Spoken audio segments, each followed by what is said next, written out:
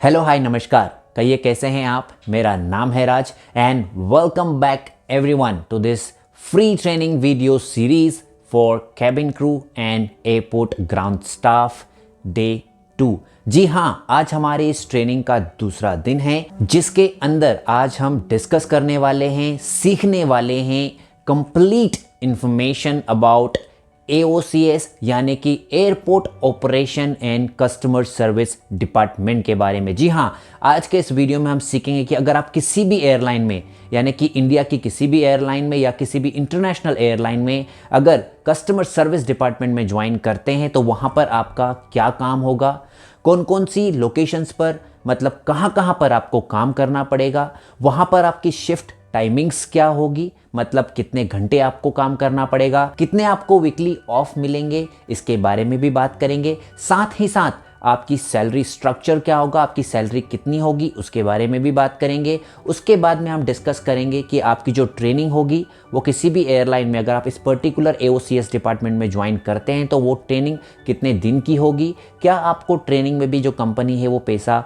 पे करेगी या नहीं करेगी, क्या आपको कंपनी जो ट्रेनिंग प्रोवाइड करती है उसका कोई चार्ज करती है या फिर ट्रेनिंग के दौरान आपको जो सैलरी है वो मिलेगी या नहीं मिलेगी। साथ ही साथ आप सभी का फेवरेट क्वेश्चन आप सभी मुझसे पूछते हैं कि जो एयरलाइन है उसमें प्रमोशंस कैसे होते हैं, तो इसके बारे में भी हम डिस्कस करेंगे कि आपके जो प्रमोशंस होते हैं वो कितनी जल्दी होते हैं और किस तरह से प्रमोशंस होते हैं। तो दोस्तों, आज का ये video airport operation and customer service department के बारे में बहुत ही डिटेल्स में होने वाला है। मैं आपको इसके बारे में पूरी जानकारी देने वाला हूं और आपके जो सारे डाउट्स हैं वो AOCS यानी कि एयरपोर्ट ऑपरेशन कस्टमर से रिलेटेड हैं, वो सारे आज के इस वीडियो में मैं मेक श्योर करूंगा कि वो क्लियर हो जाए। इस वीडियो को स्टार्ट करने से पहले दोस्तों, अगर अभी तक आपने मेरी इस फ्री ट्रेनिंग वीडियो सीरीज का डे 1 नहीं देखा है तो आप इस वीडियो को अभी यहीं रोक दें और पहले जो डे 1 वीडियो है वो देखें, जिसकी लिंक आपको नीचे डिस्क्रिप्शन में या इस वीडियो के फर्स्ट कमेंट में मिल जाएगी। साथ ही साथ आप जो यहाँ पर आई बटन है इस पर क्लिक करके भी वो वीडियो देख सकते हैं, ताकि आप कहीं बीच से स्टार्ट ना करें, आप एकदम स्टार्टिंग से स्टार्ट करें ताकि आपको पूरा नॉलेज मिले और इस फ्री वीडियो सीरीज का आप अच्छे से फायदा उठा सके। और दोस्तों, अगर आप मेरा वीडियो पहली बार देख रहे हैं और अगर अभी तक आपने चैनल को सब्सक्राइब नहीं किया है तो जल्दी से चैनल को सब्सक्राइब कर लें और बेल आइकॉन को जरूर दबाएं, जिससे क्या होगा कि जब भी कोई मैं नया वीडियो डालूंगा उसका नोटिफिकेशन आप तक आ जाएगा। तो आइए दोस्तों, सबसे पहले हम डिस्कस करते हैं airport operation and customer service department. अगर आप इस डिपार्टमेंट में इंडिया की किसी एयरलाइन में या इंटरनेशनल एयरलाइन में ज्वाइन करते हैं तो आपको रोज अलग अलग जगहों पर मतलब अलग अलग लोकेशंस पर काम करना होगा, जिसमें से पहली हो सकती है कि आपको रिजर्वेशन या टिकटिंग काउंटर्स पर काम करने का मौका मिले, जिसके अंदर आपको जो कस्टमर बुकिंग बनाते हैं, जिनकी फ़्लाइट्स की बुकिंग होती है वो बनानी होती है, या किसी को कैंसिलेशन करना होता है टिकट का वो कैंसिल करनी होती है, या किसी को डेट चेंज करवानी होती है, या किसी को किसी भी तरह का कोई डाउट है टिकटिंग से लेकर वो वहाँ पर आपको क्लियर करना होता है। साथ ही साथ यहाँ पर आपको जो कैश है वो हैंडलिंग करनी होती है, क्योंकि जब कोई भी आपसे बुकिंग करवाने आता है तो वो जो कार्ड से पेमेंट करता है, कैश पेमेंट करता है, तो आपकी जो कैश हैंडलिंग होती है वो भी होती है। तो हो सकता है आपको कभी यहाँ पर काम करना पड़े। इसके बाद में दूसरी लोकेशन होगी दोस्तों आपकी चेक इन काउंटर्स। जी हाँ, चेक इन काउंटर्स वो एरिया होता है जहाँ पर कस्टमर किसी भी डेस्टिनेशन को ट्रेवल कर रहा है तो वहाँ पर आपके पास आता है, उसका जो हैंड बैगेज है या जमा करवाने का सामान है वो साथ में लेकर आता है। साथ ही साथ यहाँ पर जब कस्टमर आपके पास आता है तो उनकी टिकट क्रॉस चेक करनी होती है, उनकी जो ID कार्ड है वो आपको क्रॉस चेक करनी होती है। आप उसकी टिकट को चेक करते हैं और जो भी वो पर्टिकुलर फ्लाइट पर जा रहा है उसका उसे बोर्डिंग पास इश्यू करते हैं, यानी कि उन्हें जो पर्टिकुलर सीट होती है वो असाइन करते हैं। साथ ही साथ उसका जो साथ में लाया हुआ सामान है उसको चेक करते हैं कि वो विद इन जो एयरलाइन की लिमिट है उसके लिमिट में है या नहीं है। साथ ही साथ उसका वेट करते हैं और अगर वो उस जो एयरलाइन की वेट लिमिट होती है उससे ज़्यादा है तो उन्हें पे करना होता है। साथ ही साथ उसमें बैगेज की टैगिंग करते हैं, उस पर टैग लगाते हैं और उस पर्टिकुलर फ्लाइट के लिए रिलीज़ करते हैं। यहाँ पर आपको कस्टमर से अगेन फेस टू फेस जो डील है वो करनी होती है। तो हो सकता है आपको यहाँ पर काम करने का मौका मिले। उसके बाद में जो कस्टमर सर्विस डिपार्टमेंट के एम्प्लॉय दोस्तों आपको बोर्डिंग गेट पर भी मिलेंगे। बोर्डिंग गेट वो एरिया होता है गाइस जहाँ पर आप किसी भी कस्टमर को किसी भी पर्टिकुलर फ्लाइट के लिए बोर्ड करवाते हैं। यानी कि फॉर एग्जांपल अगर आप दिल्ली से बॉम्बे जा रहे हैं तो एक ही समय में एक एयरलाइन की दिल्ली टू बॉम्बे 4 से 5 अलग अलग फ्लाइट्स होती है। तो बोर्डिंग गेट पर आपका काम होता है दोस्तों कि आपको सही कस्टमर को सही फ्लाइट में बोर्ड करवाना, यानी कि सही फ्लाइट में भेजना। जैसे ही उसकी बोर्डिंग स्टार्ट होती है वहाँ पर आप कस्टमर को 1 बाय 1 फ्लाइट नंबर के हिसाब से कॉल करते हैं, उनके बोर्डिंग पास जो हैं वो क्रॉस चेक करते हैं, सिस्टम में स्कैन करते हैं और उन्हें पर्टिकुलर फ्लाइट के लिए आप भेजते हैं। यहाँ पर आपको बहुत सारी चीज़ों का ध्यान रखना होता है। अगर कोई कस्टमर मिसिंग है, यानी कि आपकी फ़्लाइट के डिपार्चर का टाइम हो गया लेकिन कस्टमर अभी भी नहीं आया है, तो उन्हें आपको सर्च करना पड़ता है जो हमारा डिपार्चर हॉल होता है उसमें। साथ ही साथ आपको यहाँ पर अनाउंसमेंट भी करनी पड़ती है कस्टमर्स के लिए कि किस फ्लाइट की अभी बोर्डिंग चालू हो गई है, कितना समय अभी बोर्डिंग करने में बाकी है। तो यहाँ पर आपका ये काम होता है। साथ ही साथ जो कस्टमर सर्विस डिपार्टमेंट के एम्प्लॉय होते हैं गाइस, वो आपको अराइवल हॉल में भी मिलेंगे। अराइवल हॉल वो एरिया होता है जहाँ पर कस्टमर जो आपने चेक इन सामान चेक इन काउंटर पर जमा करवाया था वो आपको अराइवल हॉल में अराइवल बेल्ट पर मिलेगा। यहाँ पर आपको मेक श्योर करना है कि सभी कस्टमर को अपने बैग मिल गए हैं और उन्होंने अपना ही सही बैग लिया है, क्योंकि कई बार क्या होता है बहुत सारे जो बैग्स होते हैं वो एक जैसे दिखते हैं और गलती से कस्टमर दूसरे बैग्स उठा लेते हैं। तो आपको जो बैगेज के टैग होते हैं वो क्रॉस चेक करने होते हैं।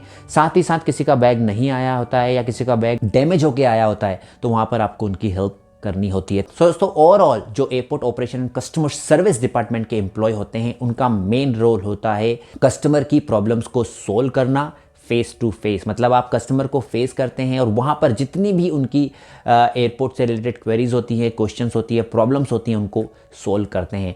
ये अपने आप में गाइस बहुत बड़ा डिपार्टमेंट होता है और आपको बहुत कुछ सीखने को मिलता है। यहाँ पर जो आपकी कम्युनिकेशन स्किल्स है वो बहुत अच्छी होनी चाहिए, आपकी जो इंग्लिश पर कमांड है वो बहुत अच्छी होनी चाहिए। सो दोस्तों ये तो हो गया कि अगर आप AOCS में ज्वाइन करते तो आपको कहाँ कहाँ पर काम करना पड़ेगा। उसके बाद में अगर हम बात करें कि अगर आप इस डिपार्टमेंट में ज्वाइन करते हो तो आपकी शिफ्ट टाइमिंग्स क्या होगी। दोस्तों जनरली जो एयरलाइन है वो लेबर लॉ को फॉलो करती है और उससे ज़्यादा किसी भी एम्प्लॉय से वो काम नहीं करवा सकती है। इसीलिए आपको अगर वीक में 1 डे ऑफ मिलता है तो आपको मिनिमम 8 आवर्स काम करना पड़ता है, और अगर आपको एयरलाइन वीक में 2 दिन ऑफ प्रोवाइड कर रही है तो आपको मिनिमम 10 घंटे किसी भी एयरपोर्ट पर काम करना पड़ेगा। अगर आप इससे ज़्यादा काम करते हैं, 8 घंटे से ज़्यादा शिफ्ट करते हैं, तो आपको जो ओवर टाइम है वो एयरलाइन जो है वो प्रोवाइड करती है। तो किसी भी एयरलाइन में आपको मिनिमम 8 घंटे काम करना पड़ता है, जहाँ पर आपको वीक में 1 ऑफ मिलेगा। और अगर आप रोज़ 10 घंटे काम करते हैं तो आपको वीक में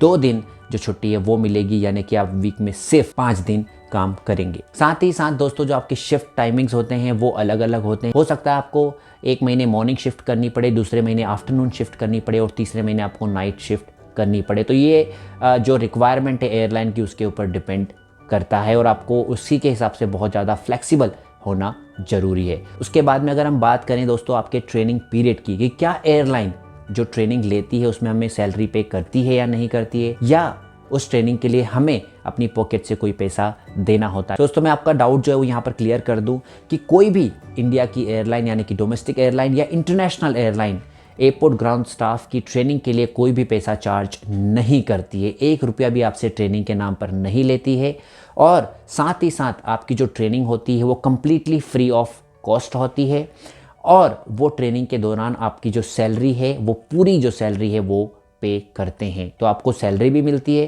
साथ ही साथ जहाँ पर भी आप ट्रेनिंग पर जाते हैं, फॉर एग्जांपल अगर आप छोटे स्टेशन पर काम कर रहे हैं और आपकी ट्रेनिंग दिल्ली या बॉम्बे में होगी तो जो एयरलाइन है वो आपको फ़्लाइट की टिकट भी प्रोवाइड करेगी, साथ ही साथ जो होटल का खर्चा होगा वो भी एयरलाइन ही पे करेगी। तो आपकी जेब से कोई भी पैसा खर्च नहीं होगा। ट्रेनिंग पीरियड की बात करें कि आपकी ट्रेनिंग कितने दिन की होती है, तो ये दोस्तों कंप्लीटली डिपेंड करता है एयरलाइन टू एयरलाइन। कोई एयरलाइन AOCS डिपार्टमेंट की जो ट्रेनिंग होती है वो 10 दिन की रखती है, तो कोई एयरलाइन 15 दिन की, बट मैक्सिमम आपकी जो ट्रेनिंग होगी वो 15 डेज़ की होती है। उसके बाद में आप सभी लोगों का फेवरेट क्वेश्चन कि अगर हम AOCS में ज्वाइन करते तो हमारी सैलरी कितनी होगी। दोस्तों जो ये सैलरी वाला पार्ट है वो कम्प्लीटली 2 चीज़ों पर डिपेंड करता है। एक, आप कौन सी एयरलाइन में ज्वाइन कर रहे हैं, दूसरा आप कौन से एयरपोर्ट पर ज्वाइन कर रहे हैं।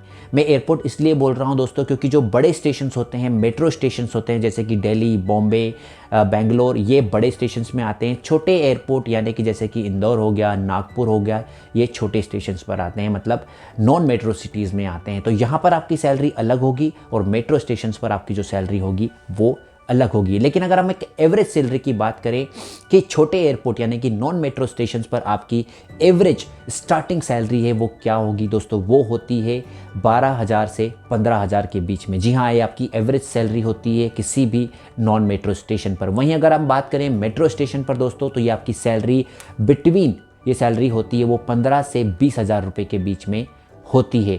अगेन ये कम्प्लीटली डिपेंड करता है कि आप कौन सी एयरलाइन में ज्वाइन कर रहे हैं, लेकिन हाँ डेफिनेटली इतनी मिनिमम सैलरी किसी भी फ्रेशर को कोई भी एयरलाइन में अगर ज्वाइन करता है तो वो मिलती है। उसके बाद में हम हमारे आज के इस वीडियो के लास्ट पॉइंट के बारे में बात करते हैं, वो है आपका प्रमोशन। क्योंकि आप में से बहुत सारे लोग मुझसे बार बार ये क्वेश्चंस इंस्टा पर भी पूछते हैं कि सर अगर हम किसी भी एयरलाइन को ज्वाइन करते हैं तो वहाँ पर हमारा करियर कैसा होगा, हमें प्रमोशन कितना फास्ट मिलेगा। अगेन दोस्तों मैं वही बात रिपीट करूंगा कि जो प्रमोशंस होते हैं वो डिपेंड करते हैं एयरलाइन टू एयरलाइन, आप कौन सी एयरलाइन में ज्वाइन करना है। आप किसी बहुत ही फास्ट ग्रोइंग एयरलाइन में ज्वाइन करते हैं, जैसे फॉर एग्जांपल आपका इंडिगो हो गया, तो इसमें प्रमोशंस जो होते हैं वो बहुत ही फास्ट होते हैं दोस्तों।